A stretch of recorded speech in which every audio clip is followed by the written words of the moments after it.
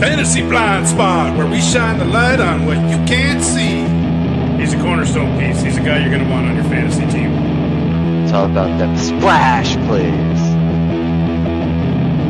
Oh my God, did that just happen? I can't believe he made that catch. He's got that big play ability. The football gods made this guy to play football. All right, so he's just an explosive runner. He's one of those guys that when he gets in the open space, he just puts his foot in the ground and he's gone. But where we shine a light on things you can't see, I am the Blind Guy. You can find me on X at @theblindguyff. With me, as always, is my co-host, the crazy Canadian Shawn Thompson. You can find him on X at Maximus8911. Thanks everybody for listening. Remember, hit that like and subscribe since we're new to video. How you doing, bud? Doing all right. How you doing?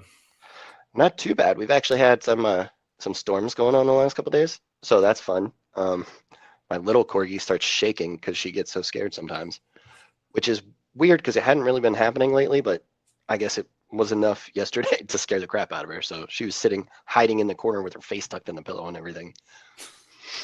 Yeah, luckily I got St. Bernard. He's not scared of nothing, just people. Yeah, no. If you make a loud noise or bark at him, he'll run away. But other than that, he scares most people. Sounds about right. Big dogs usually do. And some dogs of any size just scare people. Pretty good weekend. First weekend that I guess I can enjoy after finishing that work down in the basement. Yeah, you got it all done now? Yep. Well, pretty much. I got to do some trim work and stuff, but that's just easy stuff. Easy. Yep. Take like a day to finish stuff off, but need to save up some funds to buy that sort of stuff too. So yeah, sounds about right. We'll see how it goes. Get movement in your hand back? When you say your hand was all cramped the other day, but it's still sore, which is just crazy to me. I've never had my hand this sore before with my guitar lesson. I'm like, so I haven't been able to practice for 2 weeks. My hand's still kind of messed up. I feel like, what was it? Is it Liar Liar with Jim Carrey with the claw? Yeah, it feels like that. Like just all tensed up or something like that. Oh, yeah. It goes like shoots down my arm to my elbow, so it's some tendon in my one finger that I've done something to. Yeah, sounds like you overworked a tendon or something. Yep, just craziness. I don't even know what I did. It's just like woke up the next day like, wow. But getting old, right? Got a great picture up here for us to look at. At least it should be coming up here. This browser is a lot slower than Chrome was. There we go. So we've got the Hall of Famers all in their gold jackets. One of the best pictures I've seen with Breeze, Roger Craig, Luke Kuechly, Vinatieri, and Larry Fitzgerald. Nice. One of the best classes, man. And then they're going to retire Larry's number. So, you know what's crazy? I forgot to mention this last time when I was watching the game. One of the facts that they mentioned, actually, they were interviewing Luke Kuechly, and they were talking to him about it. And they're like, so you actually got to enjoy the Pro Bowl when it was still in Hawaii, right? And he goes, yeah. And actually, now that I think about it, all 4 of those guys were at that Pro Bowl with me. So, oh, really? Yeah. How crazy is that? Roger Craig obviously wasn't there because, he was retired then. But the rest of them, they all made the same Pro Bowl. I think it was 2013 or 2014. Oh, that's pretty neat. Isn't it? Did you see Adam Vinatieri's speech? No, I didn't get to see any of the speeches yet. He goes in one point, he's like, oh, and I see Pat McAfee's here. No one's held my balls more than my wife than Pat McAfee. That's awesome. And then he's like, no, really, my wife held my balls kicking in the off season when nobody else was around. That's awesome. I was like, that's a great freaking speech. Oh, for sure. And then, have you heard about Anthony Richardson? No, what's the latest there? He has been demoted to 3rd string behind, who is it? Riley Leonard? Yep, Riley Leonard's QB2 there now. And unless they can trade him, they said they're going to be releasing Anthony Richardson too. Well, at this point, you have to with the money that guy's making because he was, 4 overall? Yep. And we just saw Jeremiah Love's contract. Yeah. He's one of those guys that should have got. I think he's the reason a lot of guys are going in the 3rd round now because it's like, I see the talent there. There's some developmental issues, but because of those developmental issues, I'm no longer going with a 1st-round pick on him. Yeah, and that was always an interesting pick when Indy made it. But the other part of that too was he was the guy, if you remember, he just exploded at the combine, just blew everything out of the water. And so it was one of those, okay, it's a lot of raw talent, but it's raw. There's not a lot of that experience in there. of actual starting games. Because I think even in high school, didn't he only start like 7 games or something crazy like that? Oh, he started more than that, but Okay, so he's missed a lot of games, a lot of time. He's always been injured. Like I'm a Gators fan, so I know this guy well. Like he was always a flash in the pan and nothing more. He can put it together for a play once a game, maybe every couple games, and then he's just crap. Like doesn't have the mentality for it, doesn't have the work ethic for it. Like I don't know. He was never a guy I even saw, even as a Gator fan, that should have gone in the first round. I knew that with his talent, yeah, like Cam Newton, right? Like he's going to blow up the combine, but he's not going to do anything. When places I drafted him, I just wasn't able to trade him in time. Well, and I think part of that too, even with Cam Newton, like he at least showed moments of like pinpoint accuracy, and he could make the short and intermediate throws where Richardson was even struggling with that. But what's one of the things that's so interesting too is Arkansas's quarterback from last year. He's a rookie now, Taylor Green with the Browns. He's one of the ones that tested as well, if not better, than Richardson, and he was a 5th-round pick. And you see that, I mean, it was the Browns, or no, 6th-round pick maybe. But his size wasn't as big as Richardson. Okay, is that part of it too? Yeah, like Richardson's a big motherfucker, man. Like he's almost 250 pounds. Like he's Cam Newton size. Oh, okay. So I guess I didn't realize he was Cam Newton size. Yeah, like he's a massive son of a bitch. He just can't play the quarterback position. If he would have switched positions, I think he'd be all right. You know, like Cordell Stewart. Yeah. But, or why not try something like that where it's like, I'll be a gadget guy, but I can throw, so let me get a few passes in there. Yeah, I would. I mean? But then he gets injured too much, so do you really want him out there and pay him a guy to see it like from all angles? Because there's a lot going on here. And then did you see that Aaron Donald is 4th in odds for Vegas to win Comeback Player of the Year, and he's not even on a roster? Yeah, that's just craziness. And all those people betting that, like, what are you doing? Are you trying to encourage him to come back? Because they have to be everybody just expects him to come back because it's in LA and Myles Garrett's there, and you're never going to have a better line. But like at the same time, like you hear Aaron Donald talk, like when he went to the camp there with the Rams and tried out, he's like, no, I just want to see if my body could do it. And then after that, is going to be, do I want to put my body through this for another year? And then after that decision, it's, do I want to put my family through me doing this for another year? So there's a lot more to football going into this decision than just football for Aaron Donald. Agreed. And not just those 3 decisions, but like, what's the impact going to be on his body long term from putting up another season? So it's like that now and later. Yep. He seems happy too. Like I would understand like the thought, like, oh, could I get one more ring? But man, enjoy your retirement, dude. You already did so much. You don't need to do anymore. Well, they might be able to get one more ring if he comes back for sure. As long as you can stay healthy too, because that's the main culprit, right? Right. 100%. All right. Well, I got something here called the most feared defense of all time. They've got 4 on here. And I think they're the right 4, so I'll say them. If you think it's not the right 4, you give me somebody else you think would be different. So we got the 85 Chicago Bears, monsters of the Midway. Yep. Got to have them. Yep. The 2000 Baltimore Ravens with the Ray Lewis era. Yeah, that was one that came to mind. The Steel Curtain of the 70s for Bradshaw. Yeah. And the Big Blue Wrecking Crew with Lawrence Taylor. Yeah, I don't think there's necessarily any that I would change in there. I think you could maybe make a case like statistically for that Ravens team. What was it, 2 years ago? Like numbers wise, we're the best ever, but I don't know that they lost the big game though. That Ravens won. They what? They lost the big games where these 4 at least helped win the big games, right? Like the only one I would kind of like maybe push back, there's maybe 2 of them, is the Purple People Eaters in the 70s for the Vikings and Orange Crush of the 80s for the Broncos. See, the Orange Crush one is one that I often forget about, and the Purple People Eaters, I think part of why they get forgotten so much is because of that Minnesota market at that time wasn't very big. And they didn't win a Super Bowl. These 4 teams won a Super Bowl. Right. And that's also where you're talking most feared. Like, you could look at that a couple ways. Like, I don't want to mess with any of these teams you just listed. No, not at all. But always fun to look at, especially going back into history. And then topping that with the most dirtiest players of all time. All right. We've got the top 10 dirtiest players done by the Red Zone Posts. They got number 1, Ndamukong Suh. I don't think he should be up there. He's top 3, but I don't think he's number 1. Okay. I mean, yeah, he was the first name that came to mind. Well, my first name that came to mind was this number 2 guy, Vontae Buffett. Oh, perfect. Yeah. Yeah. He was fucking dirty. He was, but I always felt like his wasn't like, it was more subtle and you didn't always notice it as much, where like Sue's like stepping on guys and trying to cleat them and stuff. You know what I mean? Perfect was doing it, I guess, within the game and like hiding it more. I don't know if that makes you better or worse. Well, he was also trying to take off people's heads. So oh, for sure. Where Ndamukong Suh was just trying to hurt somebody. I think Buffett was trying to like paralyze people. Right. Like there was one that was more intent, when one intent was like, I just want to hurt you because I have all this anger I need to let out. And the other one's like, I want to hurt you because I hate you. Yep. And then we got 3, Bill Romanowski.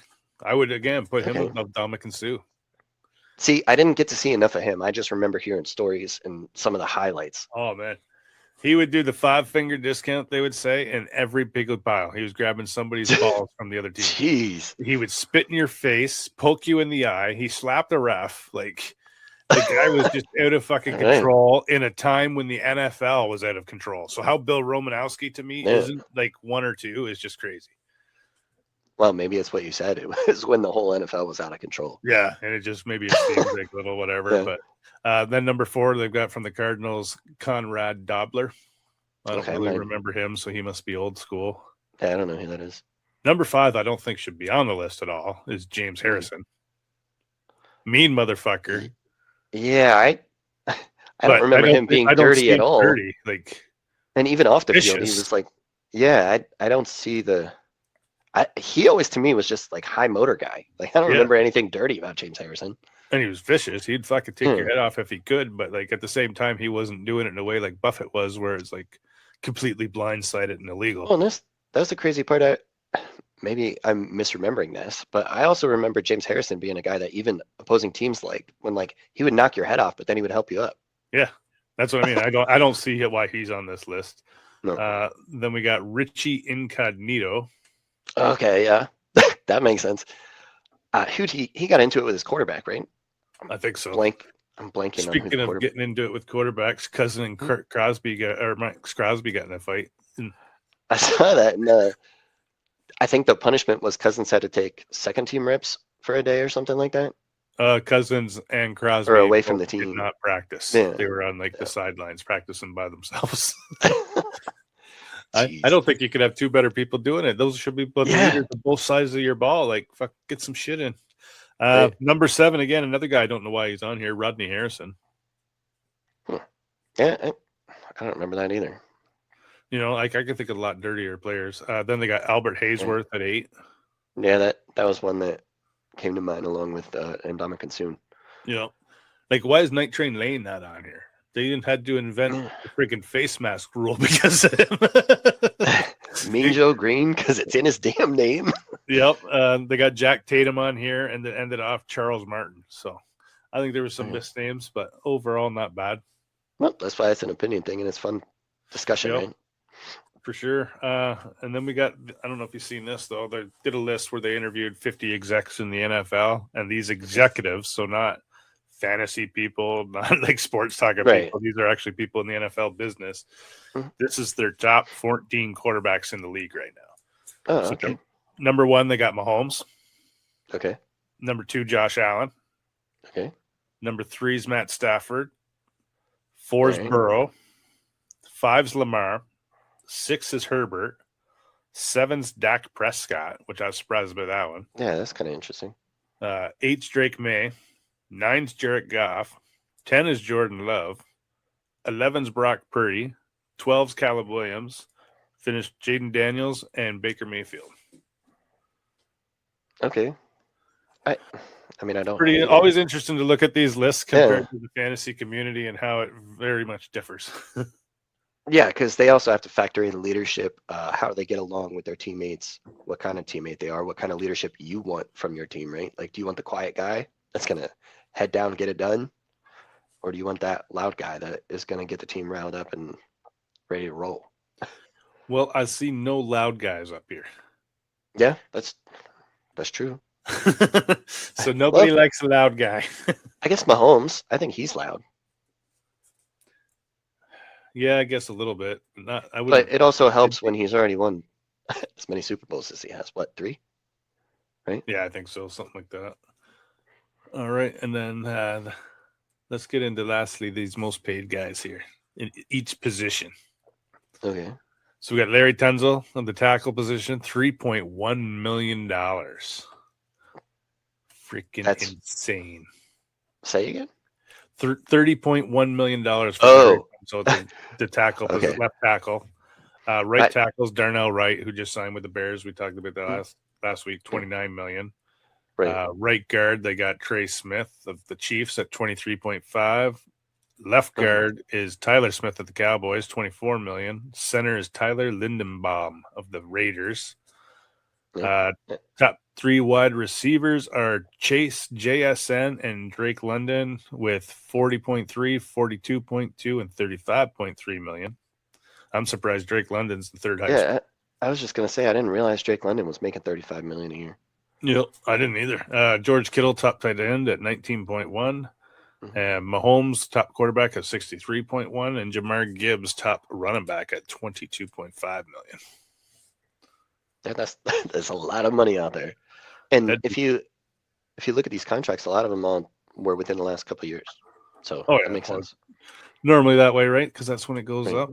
And especially with the cap jump we've had the last couple of seasons. Yep. But let's get in and talk some ball. Yes, sir.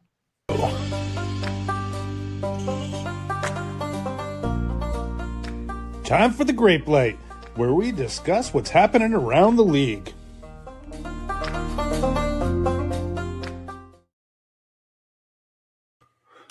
All right, welcome to the Grape Light, and we're going to start out with Larry Tunzel here. Got a torn tricep. He's going to miss the entire season, so that's bad news for Jaden Daniels to start out with on the blocks here. Yeah, no kidding. Especially we just talked about him as the highest paid in the league, right? So now you're going to be missing him the whole season. Yeah, he's come a long way from getting caught smoking pot the day before the draft and dropping spots to Miami. Yeah, that's crazy. But bad news for Jaden Daniels for sure. We got some other injuries here. Cade Mays, 8 to 10 weeks out for the Lions. Yeah, that's not good. Not at all. Let's see here. We got Hunter Henry was extended by the New England Patriots. He gets 2 years, $20 million, 14 of which is guaranteed. Yeah, I thought that was kind of interesting, and he's one of those guys that's always been better for real life football than for fantasy. But every once in a while, you could throw him in as a flex, and it's going to work. You know? Yeah, he can be that pass catching guy, but he's a good blocker that teams just don't, for some reason, use him. But that just also tells me everybody that's going around picking up who's this rookie tight end that the Patriots got. Eli Raridan. Yeah, like if they're signing Hunter Henry, then Raridan's going to have a minimal role. Yeah, more than likely, which we kind of usually expect with rookie tight ends, except the last couple of years we've had guys that just ball out off the bat. But we've had 2, right? Back-to-back years, yeah. And then Bowers kind of had a down year because of his injuries. Right. So we'll see and that's the thing with Hunter Henry too, is he's also missed time. I think was it his rookie season with Justin Herbert? He was going nuts in LA. Yep. Then got hurt. So injuries are part of it, but can't beat it with $10 million a year. He looked like he was going to have an awesome career. Now it's just a solid NFL career. Yeah, exactly. But then we got the Cowboys paid Quentin Williams, who they gave up some first-round picks for, so you knew he was going to get a payday from Jerry Jones. He gets a 3-year deal worth $105.9 million. And good for him, and I also think that's good for the Cowboys because the defense, the change was instant once Quentin Williams came into the building. Oh, big time. We also have the Tennessee Titans signed their guard, Peter Skoronski, to a 4-year deal with $100 million, $88 million, which is guaranteed. You need that kind of protection on the line, protect Cam Ward so you can get the ball to Carnell Tate, 2 of your earliest draft picks of late. Yeah, I'm always for spending your money on the offensive line. Obviously, you want to spend it on the right people, but when you got a guy, pay the guy, and they got a guy. Yep. And then we got the Buffalo Bills signed their someone on their line, Osiris Torrance, and didn't get the contract details, but they extended him. Yeah. So Got to Bills protect are Josh working Allen. on that line. Yep.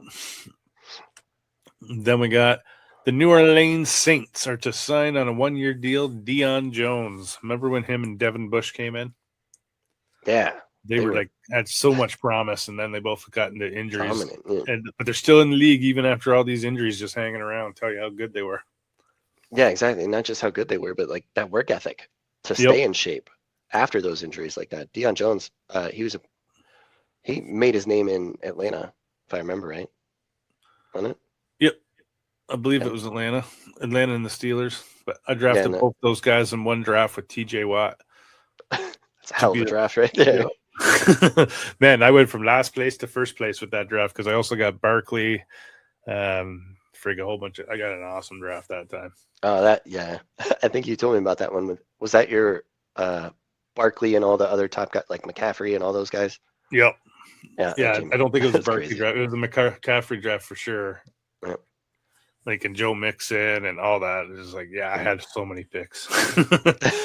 Craziness. We also had Teddy Bridgewater retired from the NFL again. So I don't blame him. Like that's tough, and he probably missed coaching again. Oh, probably. But like at the same time, he had to make up for a paycheck that the stupid state gave him disciplinary actions on for freaking helping kids get to practice. That's just freaking retarded. One of the dumbest things I've ever heard. Yeah. All right. What else we got here? We got Chicago. Luther Burton is out, going to miss the entire preseason. Yeah, they said they're hopeful and expecting week 1. Either way, that's tough because now you got that ramp up period, right? And once you have that first injury, trying to catch up, you are more susceptible to another one or re-injury. So yeah, and I believe he's the big plan on that team. Like he's the guy to own, so they will sit him the entire preseason. Yep. See, I'm on the Loveland train.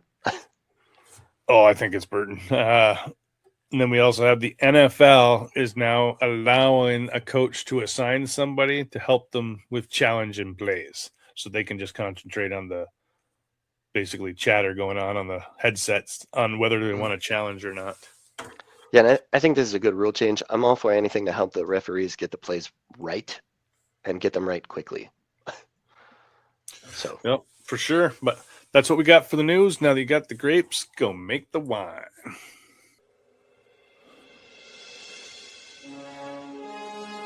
Next 5. Who would you rather have over the next 5 years in the NFL?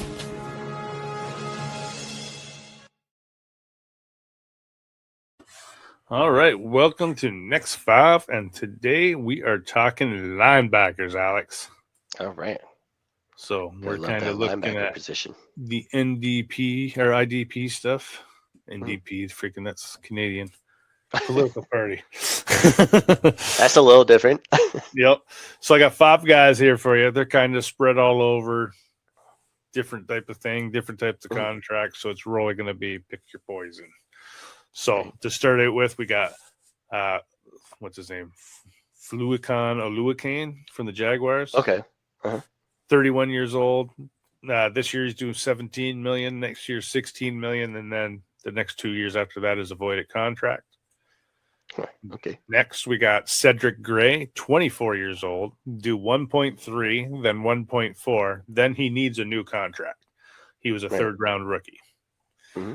Then we got Sonny Styles of the Commanders, rookie, 22 years old, top pick, 6.7, 8.4, 10, and then 11.8.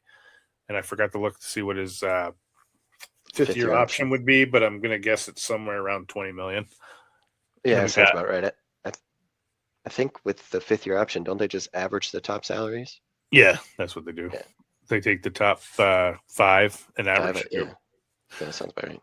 4th, we got Nate Landman of the Rams, 28 years old, kind of coming into his own, found a system that fits him, do 7 million, 8 million, 7 million, then he needs a new contract. And then lastly, we got Zach Bond at 30 years old, do 7.5 million, 12 million, 10 million, then 18 million, and then he either needs a new contract or going to retire at 34. So for me, I think this one's between Styles, Landman, and Zach Bond. And Bond's contract with Philly is actually a little more affordable than I remembered it being. For some reason, I thought he got paid more than that. I think he did, and then he got reworked. Okay, maybe that's what it was. Because he only had a 2-year deal, and now he's got 4 years of contract. So, right. So I know it's a lot of projection, but I think I'm leaning Sonny Styles here, just because of the player that I think he can be and what we saw at Ohio State. And he's with the coach Dan Quinn. That is the perfect fit between the two of them. I think it's just set up for success long term. And that contract already is one of the more affordable on this list, though I don't think any of them are necessarily crazy. Even Aluakon, like that's not going to be too bad. And it goes down, right? From 17 to 16 million. yep. Yeah, I think I'm leaning Sonny Styles here. Would you go a different route? I would go Sonny Styles. My other debate would be Cedric Gray. It's just, what do you think he's going to command come 28, right? Like, you're going to get him this year. He's going to be produced, be one of the top linebackers again. And then is he up to close to 20 million? Do you think he jumps that high, or do you think he comes in around that 15 million? Well, based on what we've seen already from him, he's on that projection to be probably the top linebacker contract coming due at that time, don't you think? Because of the time he's also going to come due? For sure. And I believe we called him the top linebacker in that class. Yeah. Him or Schwessinger, those two we were on. Mm-hmm. And they're both right now looking like they are at the top of the league, maybe. Yep. That's why I love IDP, man. I'm so good at it. But that's what Alex would do with his next 5. He'd pick Sonny Styles of these guys.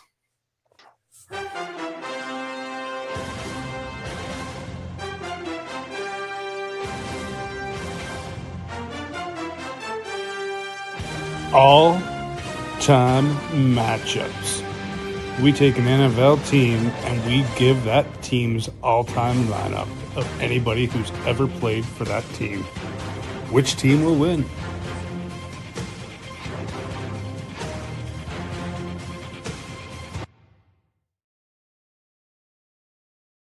All right, welcome to All-Time Lineup, and today we are talking the Bengals. And I'll tell you, the first shock that I got talking Bengals was how good of a quarterback history they actually have. They've got Joe Burrow, Carson Palmer, Boomer Esiason, and Ken Anderson to choose from. Yep. And that's one, for some reason, I always forget about Carson Palmer. And I don't know why. He got robbed. Yeah, that. And his best years were in Arizona, weren't they? Oh, I think his best years were with the Bengals. Yeah. It's just the Bengals wasn't the best team, but Carson Palmer played his best with the Bengals. And Chad Ochocinco and Hushimaba. Hushman Zeta. Yeah, that was a good team. One. Yeah, it was. He had a lot of contract disputes, too, because I think it was over his knee, wasn't it?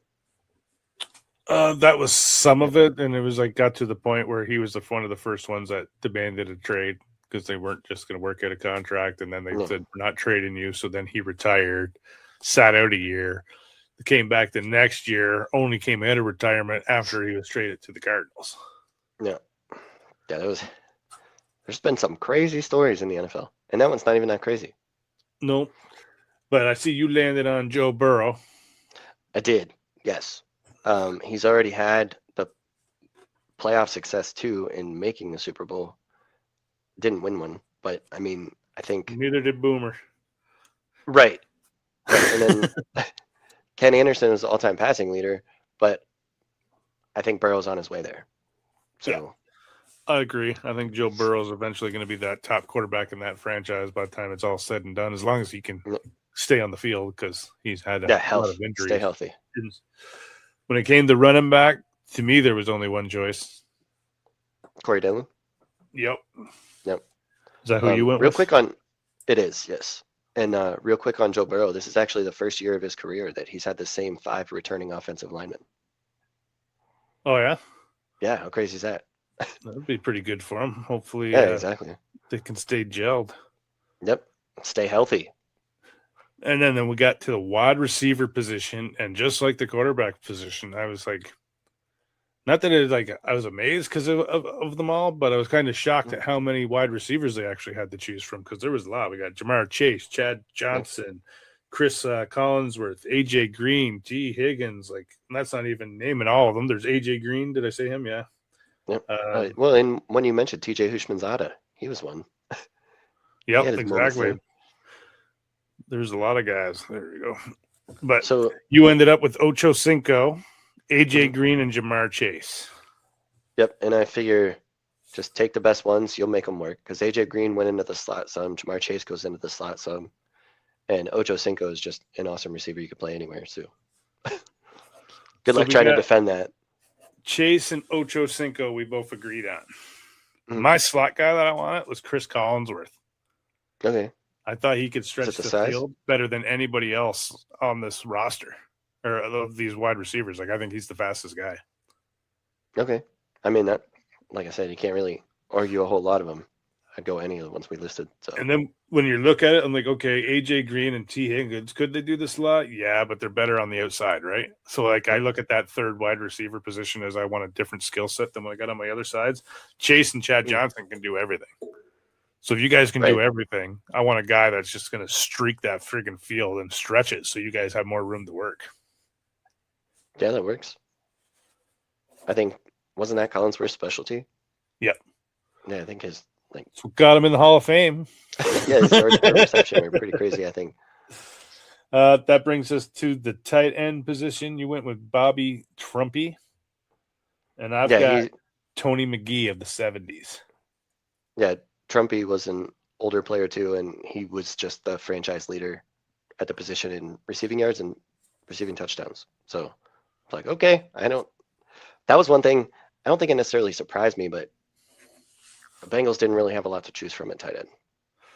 It's too bad he's not in the NFL right now. It'd be interesting to see how many jerseys Trumpy would sell. For sure. That was the first thing. I was like, is this really his name? I had to look it up. I'm like, oh, okay. You'd have people like boycotting him just because of the name. Right. It'd be freaking crazy. Defensive end, we ended up with the same two, Carlos Dunlap and Trey Hendrickson. And surprisingly, you see that this was a position where the Bengals have constantly struggled with to find. And then you get to, why wouldn't you pay Trey Hendrickson? Yes. Yes. Is this kind of like the Carson Palmer situation where it's like you actually had a guy, didn't realize it, you were just being cheap and wouldn't pay him, and then finally realize it later with Burrow, like, oh, we gotta pay this dude, and they paid Dalton for a while too. So maybe that's this situation here where they're gonna realize after not paying Hendrickson, oh, maybe we should pay the guys we get there. Yeah, stop paying two goddamn wide receivers $100 million a year so you can spread that money out. Yep. Defensive tackle, you've got Geno Atkins. That's who I've got as well. Nowhere else. I just remember. Go. No, and one of the things going through this defense, a lot of the guys were more modern era guys. Yeah, I agree. Like you can tell that the Bengals have turned it around more recently than some of these other franchises. That brings us to linebacker. You got Buffett, Jim LeClaire, and James Harrison. I have Takeo Spikes, Reggie Williams, and LeClaire. Okay. So LeClaire is clearly in. Yeah. I like Spikes over Buffett. Yeah, to be honest, Takeo Spikes is one I totally forgot about. And I do like him better than Perfect. For me, it was just as much as I hated Perfect, like as a player with how dirty he was, like we even talked about in this episode. He was good, and like he did worry offenses and impact the game. So that's part of what I was thinking there. But that's also not the kind of player I like to have. So I'm with you on Spikes. Me too. And I forgot James Harrison played for them too. So played so goddamn long.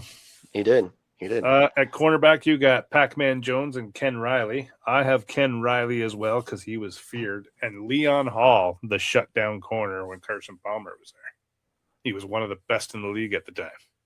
He is, and I can be convinced of Leon Hall. I put Pac-Man because he was fun to watch, and he was the one that brought attitude, got in the face of the receiver, got them out of the rhythm. Pac-Man as our punt kick returner. That's what I was going to say, too, is he also brings that return mentality. Or not mentality, but the return ability. So safety position, we both have David Fletcher, one of the hardest hitters, just not talked about much because there was been other harder hitters. And then you got Reggie Nelson. And two names I've got down here is Jesse Bates and James Brooks. And Jesse Bates was another name I had on there. So if you want to go with him because we both agreed on him, I'm good with that. All right. Well, that brings our all-time Bengals lineup to quarterback Joe Burrow. Running back, he's finally got one in Corey Dillon. Wide receivers, Jamar Chase, Chad Johnson on the outside, Collinsworth on the inside. Tight end is Trumpy. Go buy your Trumpy jerseys. Defensive edge, we got Dunlop and Hendrickson. Defensive tackle is Atkins. At linebacker, we got Spikes, LeClaire, and Harrison. Cornerback, we got Ken Riley and Leon Hall. And at safety, Fletcher and Jesse Bates. Quite the team for the Bengals there. It really is. A little bit better of all-time lineup than I thought they would have ended up with. I would have to agree. And then even with the receivers, like they don't have a great tight end, but you don't necessarily need a huge tight end when you got those receivers. Nope, just get somebody that can block. Yep. But that's our all-time lineup for the Bengals. Fantasy Light.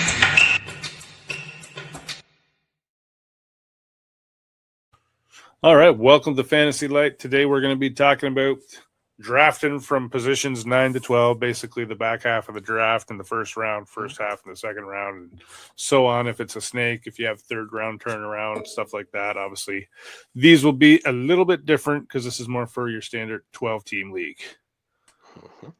All right, we'll call up Alex's list here. So, Alex, if he's drafted from the 9 to 12 position, this is what we got. Round 1, he wants to come away with CeeDee Lamb from the Cowboys or Ahmad St. Brown. Yep. Or I'd be looking running back there too. Depending on. Well, I think one of those should be available at the back end there. Yeah, for sure. It seems to be running back heavy this year at the start. It does. It's kind of switching again. Round 2, you've got Barkley, older running back, going to be available there in the early part of round 2. George Pickens, Jordan Love, or A.J. Brown of the Patriots, which I thought was going to be pretty early for A.J. Brown. Back of the second. Well, this would be in the front of the second, right? Because it would be snaking. Yeah, and that's one that like I'm really starting to come around more on A.J. Brown, especially with the season we just saw from Drake May. Their schedule is going to be harder this year because they have that first place schedule, which means they're going to be playing better defenses, better teams, and I think that pass volume is going to go up because it has to. Well, there's nobody else really there to pass to either. Well, you got Dobbs now too. Yeah, they brought Dobbs, and then you got Booty, who could be doing stuff out of the slot or throwing it outside, making those crazy catches. They're still trying to trade Booty, and they've said that he's not in their plans for the season. All right. Well, so I guess we'll see what happens. I don't know what to do with Booty in fantasy. I'm just like, Jesus Christ, why would you not even try in case somebody gets injured? Like, you basically sending this guy out to the wolves for nothing. I guess they like Kyle Williams better. I don't know. There's got to be another like anybody with better, man. They got freaking Chisholm. Like, I don't know. There's no after your top 2 wide receivers, you got a big cliff there. They really round 3, which would be your back end here.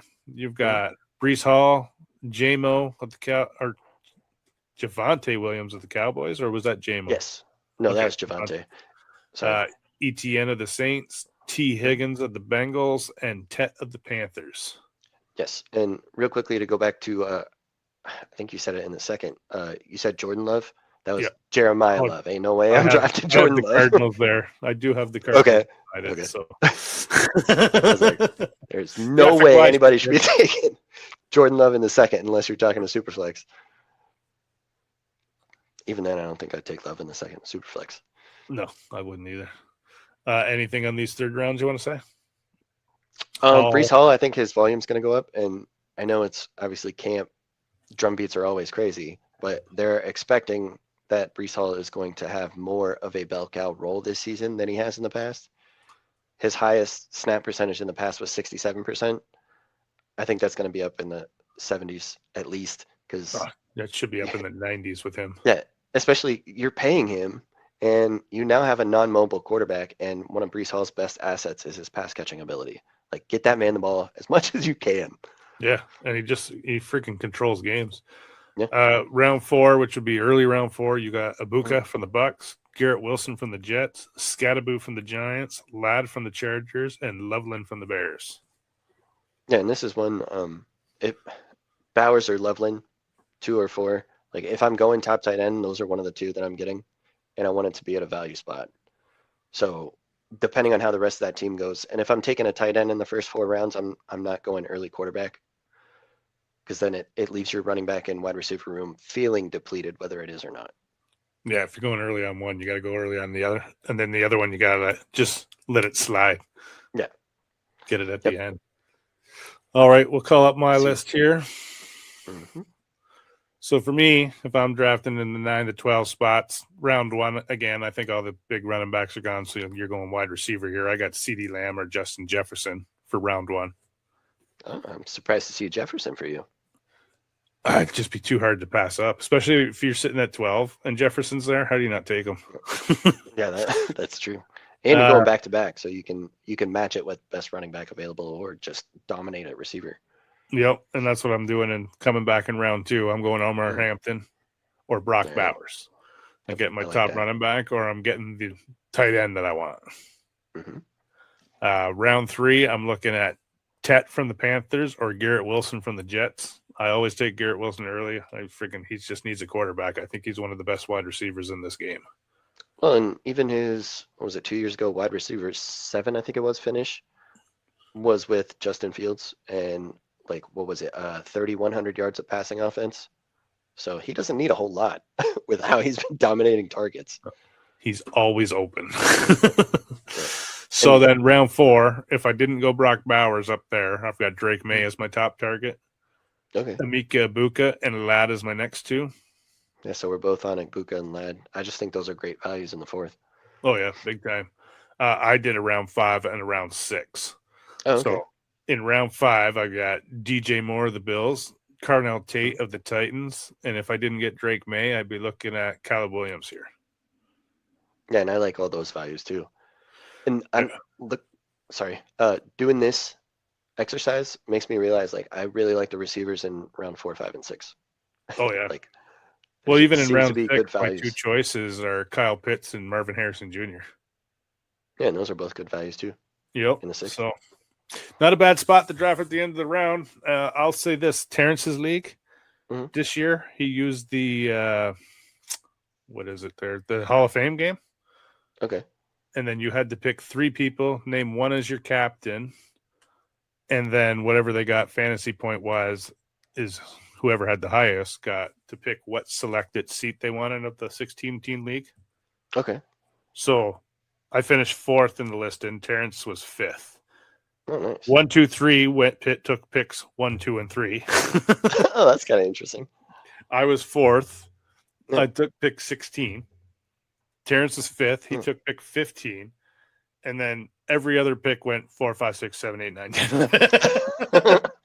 Nice. So me and Terrence were the only brave ones to take a pick at the end, but you got to be confident back there, especially in a 16-team league and what you can do. But I want 2 guys that are like not like superstars, but on their way, and I think I could get them at the back end there. So that's why I like that. That's my favorite spot to draft is the last pick in drafts, man. Going boom, boom every time. Yeah, I like that double tap because you can also, like, one of the things that sucks is if there's a run before you, you might miss out, but you can also start the runs being at the end. Oh, yeah. If you go receiver, you can get that person after you going, oh, crap. So I like it. Big time. But that's our fantasy thoughts for picks 9 through 12. And hope it helps you out with your fantasy drafts. Fantasy IDP.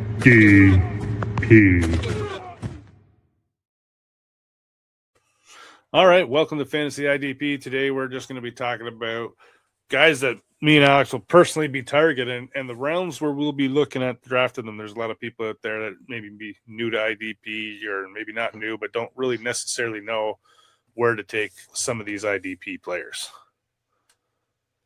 So yeah, and when it comes to IDP leagues, that is one of those spots where, especially if you're new, it's like, well, do I wait for somebody else to take them? Do I start just taking the best one?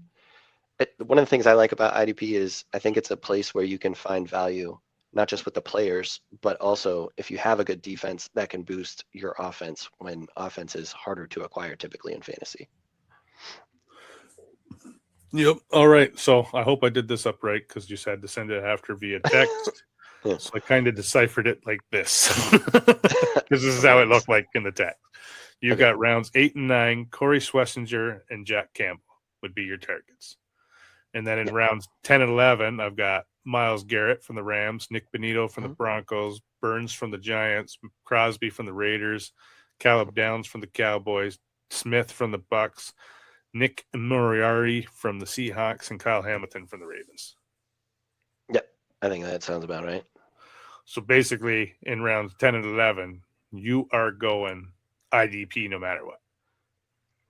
Not necessarily no matter what. So That's what it looks like to me. Yeah, let me try to decipher this a little bit. All right, so the way that I look at my IDP positions is the way that I used to look at the quarterback position in one quarterback leagues, where I wouldn't be the first necessarily to take a quarterback, but when I start looking at the offensive players and I don't love any of the options at the other positions, that's where I'm going quarterback. Well, that's kind of how I look at IDP, is when I start hitting the range of offensive players, like your guys that are your aging veterans, like not necessarily Devontae Adams, because we just saw him put together, 14 touchdowns last year, but the aging veterans that no one is really excited to draft. And you know that you might get this year, but next year they might not be giving you anything, or they might be out of the league or on another team hoping to get playing time. That's when I start looking IDP. So in that 8 to 11 range is where I'm starting to consider that, just based on how the talent starts to dry up after, what is that, pick 85, 90? So like when you start getting in the back of the top 100. My list is a little bit different than yours. All right. So for me, I just feel like I'm so good at IDP. Unless I'm getting a top guy, I'm just not making that move. Or a guy that I think is going to take a big leap, I might take a little bit early. I just feel like, even like when I do a startup, man, like there has to be certain guys that I'll pull a trigger on for IDP, because I'm like, okay, I can stream this every week and be all right. I've done it and still had the top score of defenses in leagues with IDP just by not doing anything. So the earliest I'm looking at guys here is in round 5, depending on how my first 4 rounds went. If I feel comfortable with those type of offensive guys, I would be the first guy to pull the trigger on one of these defensive edges, because I need to have at least one defensive edge I can just set and forget, because it just makes life a lot easier. So I'm looking at Myles Garrett, Max Crosby, or Aiden Hutchinson. One of those guys would be coming off the board if they're there for me. And I know I'm missing out on a top offensive guy, but I think I make up for it in positional differences at the defensive end position, because you got about 10 guys that you can start every week, and then after that, there's a cliff. Yeah, that makes sense. And like, just to go back to mine real quick, from that 8 to 11, like that's where I'm looking at those top guys you're talking about. I'm not necessarily filling out my defense by the end of the 11th. Like, that's not happening. Oh, I get that. I just think I just wasn't sure. To go back to your list here, we got you got Myles Garrett on there. I think he's gone by 10 and 11. Same with Crosby, Benito's probably gone. Like those defensive edge guys will all be gone by the round 10. Like I guarantee that. I see. I haven't done enough IDP startups to know that. So round 7, that's the earliest I'll look at a linebacker, and I've got Corey Schlesinger as the only one that I'll look at going this early. Okay. Then I got round the other 8. top guys? Well, round 8, that's where I got Sonny Styles. Oh, okay. So let's say I liked an offensive guy round 5, so I went like that. I missed on those 3. I would be comfortable going 7 Schlesinger, 8 Sonny Styles. There's my linebackers for 10 years. I don't even have to look at that position again. You know what I mean? Yeah. Like if I can shore up 2 linebacker positions, which is like your running back who's constantly touching the ball, and those rounds, which is, again, like what you said, that's where the cliff starts coming. I'm going to do it. Yeah. Oh, for sure, especially with those 2. Oh, yeah. Then the last guy I got on my IDP targets is going in round 12. Brian Young of the Rams, now working with Myles Garrett. And then if friggin' Aaron Donald comes back, that just bumps up Brian Young even more. Like this guy is going to explode onto the scene. He said that he didn't take enough advantage when Aaron Donald was there and learn from him like Jared Verse did. but he's been following around Myles Garrett like a puppy because he realized how he screwed up with that. Yeah, that's a good thing to have, and I think that's also a killer value in the 12 because I think he's a name that, like, your more hardcore IDP guys know it, but I don't think he's as mainstream yet with the rest of the he's going IDP to be community. Oh, for sure. Yep, but that's our IDP targets for 2026 and when to draft them in your drafts. Prediction time. What do we see? How do we see it? Do we see the future or do we not?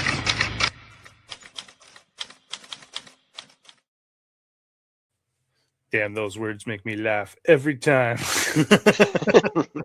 All right, we are into our prediction segment, and today we will be talking NFC South. So we got Alex's up Fun here. division. Yep, and it could be anybody's division. Yep, it really can. So Alex has the Bucks finishing first, the Saints second, the Panthers third, and the Falcons fourth. Yeah, so the Saints, I think Tyler Shook takes a step. He's actually convinced me after the rookie season he put together that he could be something, and pairing him with Kellen Moore, I think, is the big thing here. So they won 6 games together last year. I think it was the last 5 they won, because I think Spencer Rattler won 1. So that being said, I think that they take that step forward and come away with the division this year. And then the Falcons, they've been getting injuries on defense, and when you got Kevin Stefanski, I'm not sure which version you're going to get. Well, I cannot argue with you there. So we'll go to the positions here. Your top quarterback you got for the division is Baker Mayfield of the Bucks. Top running back Bijan Robinson of the Falcons. Top wide receiver Emeka Egbuka of the Bucks. Top tight end Kyle Pitts of the Falcons. And then you finally add another team in here, and top rookie you got Jordan Tyson of the Saints. Yep. Baker, I think, is going to be the best quarterback in this division. I think he's going to be playing angry since they didn't get that contract worked out. And I like guys playing for their contract. Baker especially. All right. And you had no bold predictions, none that I saw in the email? Oh, no, not really. This division, I don't, anything could happen. So I'm not sure what's really all that spicy. All right, let's see. I've got some spice on mine, man. All right. Especially once we put up yours. So for me, first place, I've got the Carolina Panthers. Oh, again? Yep. You think they repeat?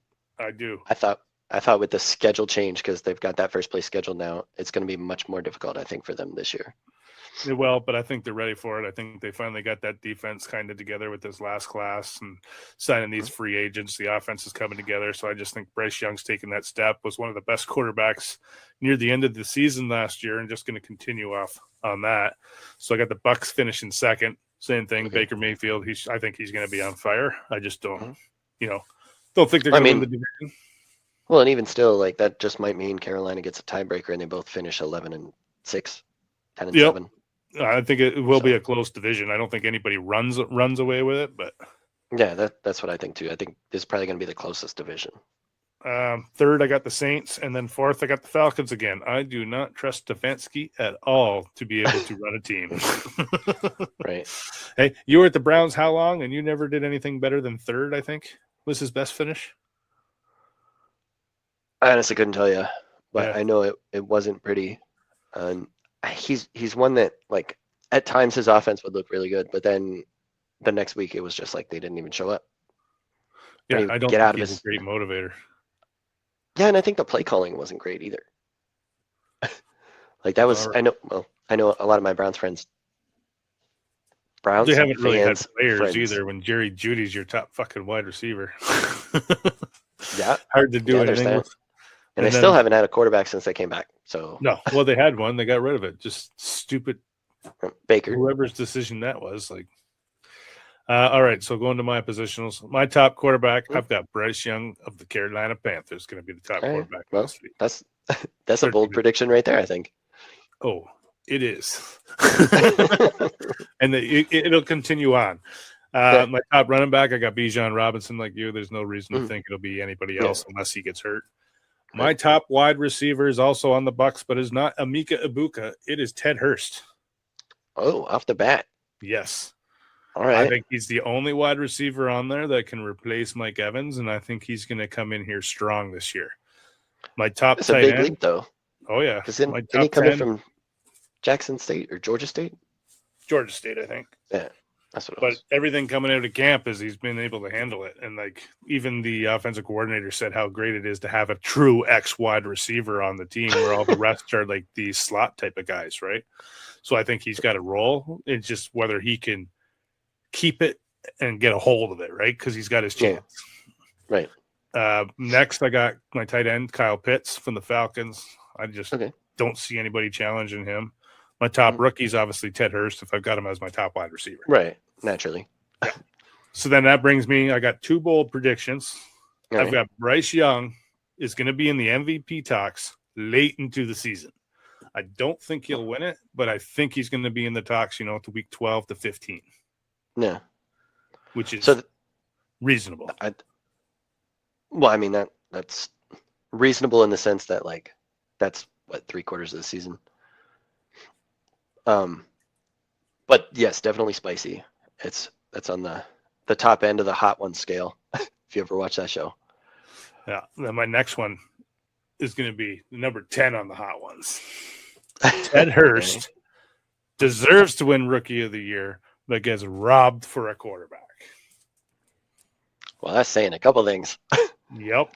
But I think this is the one. Like, I think he puts on such a good season that this is the one where they're like, no, these aren't quarterback awards, and the fans start getting upset about it. And that's what I mean by gets robbed. Like, it's going to upset a lot of people. No. Well, if that happens too, then you better be going to get Ted Hurst right now. If you're this high on him, because you're also saying that he'll finish higher than Drake London, and I don't have Drake London as my top receiver in this division either. But part of that is the quarterback position, right? Yeah, I don't think Drake London does anywhere close to the top. Not with Tua and friggin' Penix and like having a quarterback battle there. Well, Penix targeted him something crazy at like 37 or 40% of his targets went to London. So if Penix is there, he's just going to give Drake London that Garrett Wilson treatment of, I don't care if you're open or not, the ball's coming to you. We also got to realize Stefanski's system more goes through the tight end. Well, maybe. Like I said, I don't know what Stefanski we're going to get. You know what I mean? He has traditionally been more on the tight end, but it's also Stefanski, and his play calling might be dumb. And he's also never had a receiver like Drake London. No, and he's never had a tight end like Pitts either. But actually, now that I think about it, he was in Minnesota, so he did have Justin Jefferson at one point. But I think that was like his rookie season. I think it was his rookie season. No, I don't think he did. I think Kevin O'Connell had him, and he was gone by that point. Okay, maybe he was. So, yeah, he's never had a receiver like Drake London. Well, he's been with the shit organization. It's going to be interesting because he's gone from a crappy organization to an okay organization. Right. So you'll see if he was hampered by the Browns or if he's just no good. Right. And the Falcons are, like you said, an okay organization. Like sometimes they have good moments, sometimes they have bad ones, sometimes they have moments where you're like, wait. Yeah. What? And they don't what run it shitty, but they do some stupid stuff every now and then. Yep. Just depends on the GM they got at the time. Yep. But that's our predictions for this week. Stay tuned for next episode when we'll be running through a bunch more stuff. Maybe we'll start getting into camp battles too. So talk to you later. Have a good one.